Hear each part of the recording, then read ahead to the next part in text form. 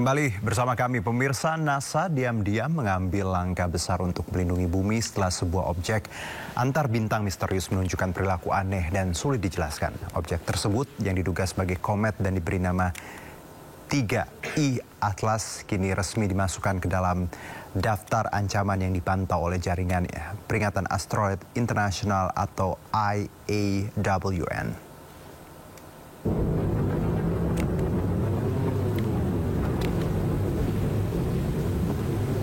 IAWN bekerja sama dengan berbagai lembaga di seluruh dunia mendeteksi, melacak dan mempelajari objek-objek yang melintas dekat bumi guna menilai potensi ancamannya.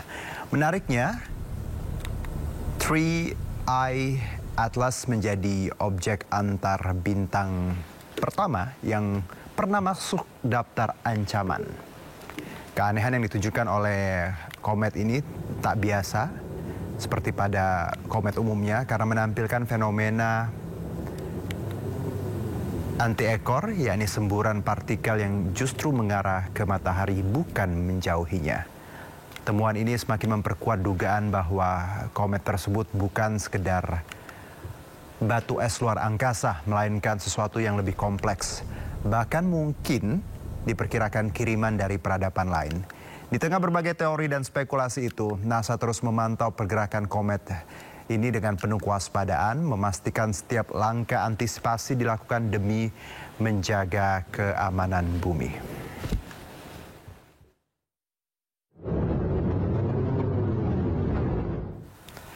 Ya, apakah objek yang viral di tengah masyarakat itu objek dari peradaban lain atau komet 3I Atlas? Untuk membahas ini sudah bersama kami Profesor Riset Astronomi BRIN Thomas Jamaluddin. Assalamualaikum Prof. Thomas.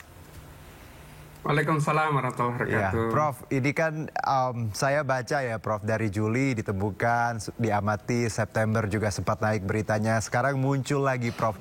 Apa yang bisa kita pahami di sini Prof? Ada yang bilang bahwa spekulasinya bahwa ya ini komet biasa, tapi ada yang juga menyebutkan ini tidak seperti biasa, bisa berarti benda asing lainnya dari peradaban lain. Dari Prof seperti apa?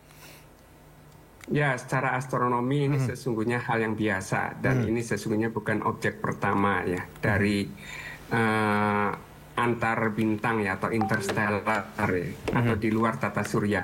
Itu kode 3I itu bermakna adalah ini objek interstellar, yaitu I kemudian 3 itu adalah objek yang ketiga. Jadi sebelumnya ada objek interstellar juga atau dari luar tata surya. Dan memang ini tergolong istimewa karena dari segi ukurannya ini adalah komet raksasa ya. Ketika Juli ditemukan itu ukuran komaknya atau kepala kometnya atau sebut saja penguapan gas dan debu dari komet ini ukurannya luar biasa, yaitu sekitar hampir 2 kali diameter bumi, yaitu sekitar 25.000 km. Agustus ada data baru bahwa gas karbon dioksida itu ternyata meluas sampai 700.000 km. Itu kira-kira 5 kali diameter planet raksasa Jupiter. Tapi karena memang jaraknya jauh ya, ketika melintas memasuki tata surya itu berada dekat dengan orbit Mars, sehingga karena jauhnya maka objek ini terlihatnya redup. Semula memang diduga ini objek yang berpotensi mengancam bumi, tapi setelah dikaji lagi bukti-bukti pengamatan terkait dengan lintasannya, kemudian disimpulkan lintasannya itu adalah hiperbolik. Artinya objek ini tidak dipengaruhi oleh gravitasi matahari sehingga masuk ke dalam tata surya itu hanya sekedar melintas. Karena melintas relatif dekat dengan matahari, maka gas-gas di dalam bakal komet ini kemudian menguap dan membentuk kepala komet yang luar biasa. Kalau intinya itu ukurannya hanya sekitar 3 kilometer ya, inti yang padatnya. Tetapi karena gasnya ini kemudian menguap, itu membentuk kepala komet yang komet raksasa.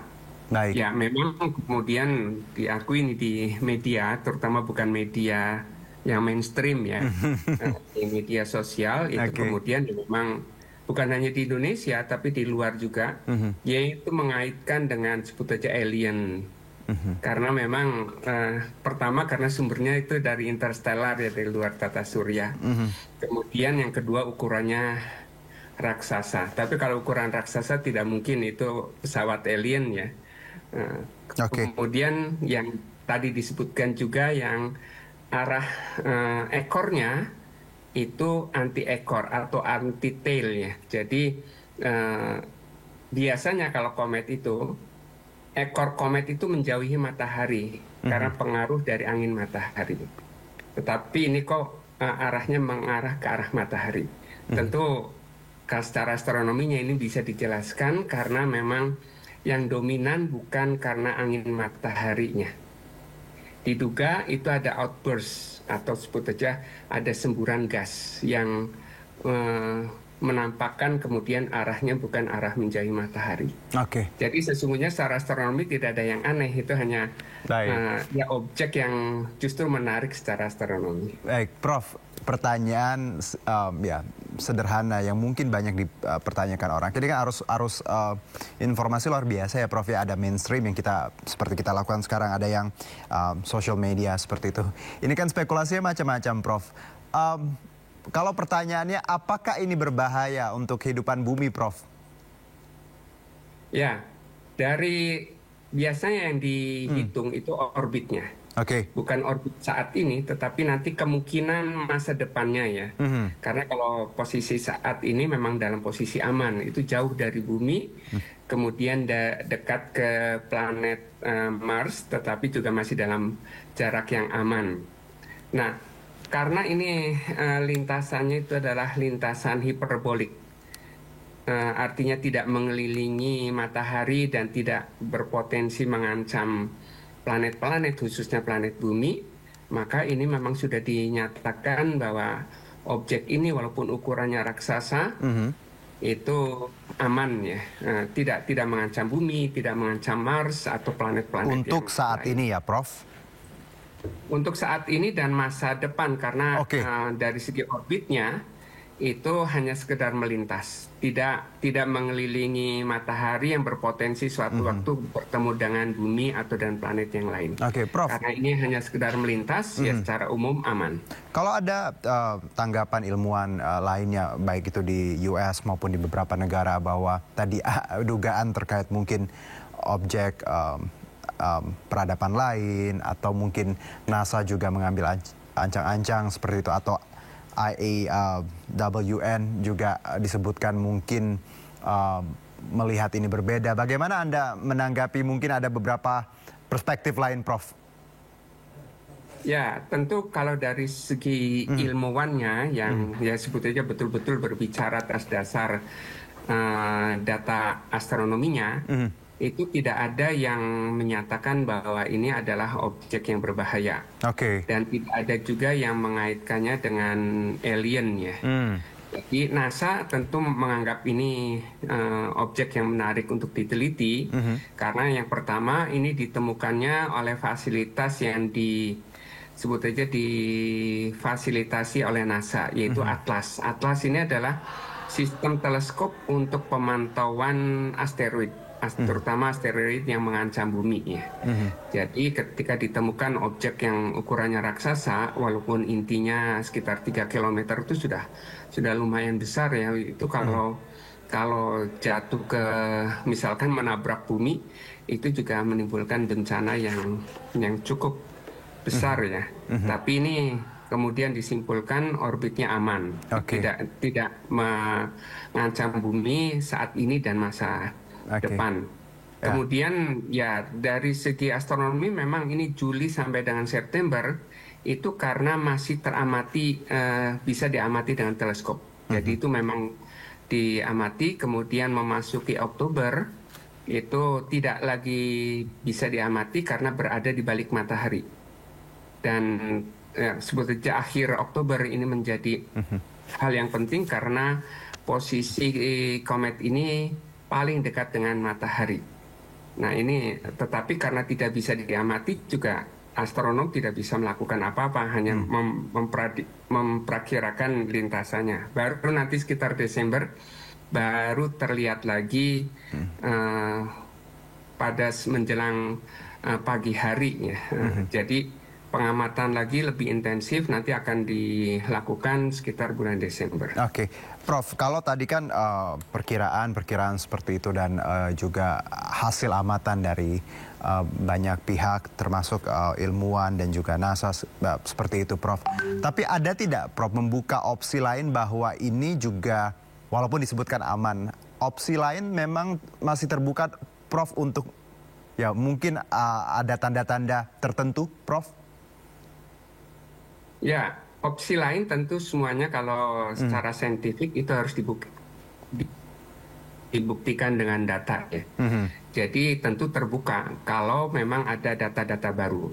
Tetapi data sampai saat ini oleh para astronom dari berbagai wilayah itu menunjukkan bahwa objek ini hanya sekedar melintas di wilayah tata surya, tetapi tidak mengancam bumi atau planet-planet yang lain pada saat ini maupun masa mendatang. Karena hanya sekedar melintas dan tidak ada potensi untuk bertabrakan dengan objek tata surya. Baik, Prof, tadi kita bawa, ini kan Three Eye Atlas ya, itu eye-nya interstellar ya.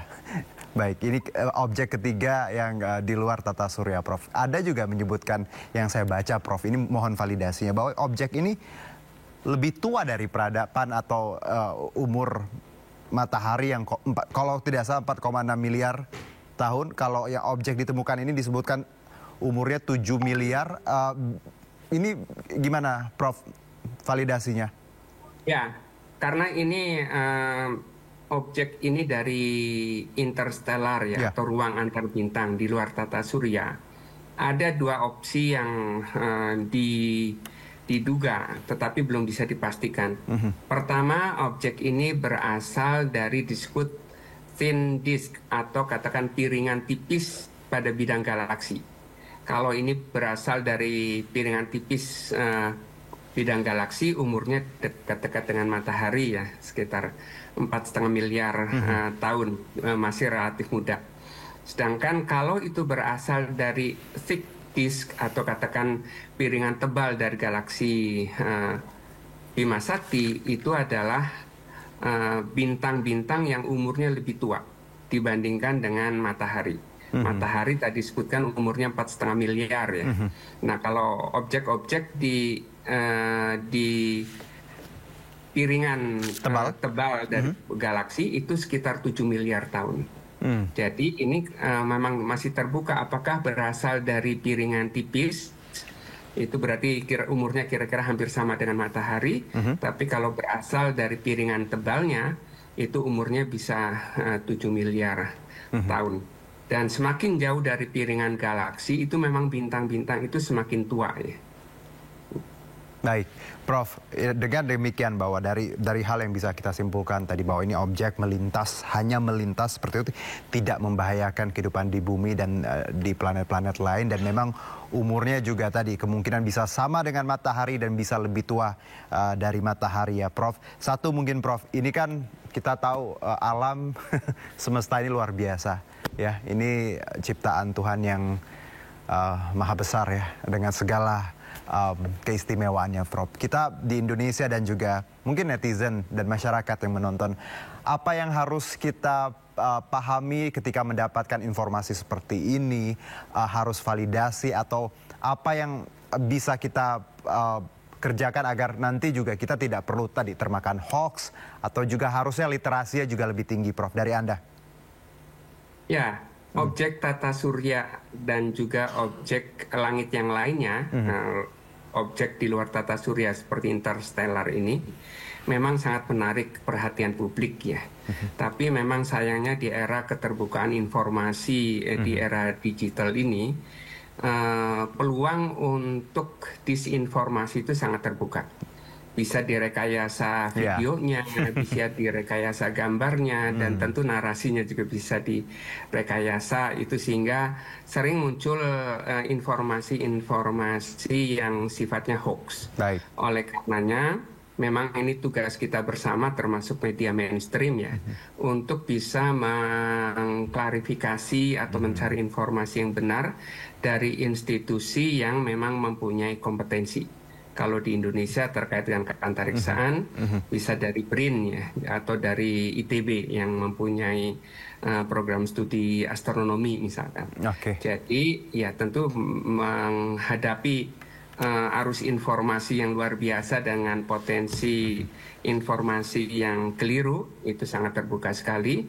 Oleh karenanya tentu edukasi publik dan juga klarifikasi dari institusi yang mempunyai kompetensi ini sangat penting. Baik, Prof, terima kasih untuk obrolan singkatnya yang bermakna, karena ini juga semoga yang menyaksikan ya bisa sedikit lega karena informasinya beda-beda, Prof, dan ini senang sekali kita bicara angle yang berbeda kali ini ya, di luar hiruk pikuk politik di tanah air. Prof, terima kasih, sehat-sehat ya Prof ya. Nanti kalau ada hal-hal lain terkait antariksa kami undang kembali, nggak apa-apa ya Prof ya?